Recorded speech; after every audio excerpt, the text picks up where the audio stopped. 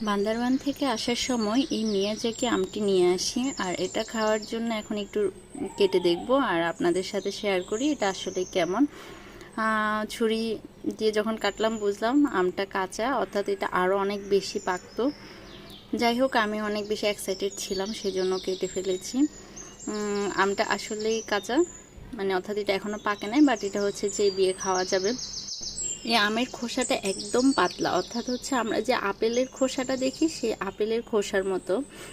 আর যা খেয়ে বুঝলাম যে আমটা আসলে মজা, তবে হচ্ছে অতটা বেশি মিষ্টি না, হয়তো বা এটা একটু কাঁচা থাকাতে আমার কাছে মিষ্টি লাগে না, বাট পুরো আমটাই হচ্ছে যে প্রচুর পরিমাণে সলিড অংশটা বেশি আছে, অর্থাৎ হচ্ছে এখানে একদম আটিটা খুবই পাতলা, বাট আমটা ভালো লেগেছে। যদি কারো কখনো সুযোগ হয় বা খাওয়ার জন্য সামর্থ্য থাকে তাহলে কিনে খাবেন। দামটা অত বেশি না, একটা আম আমার 350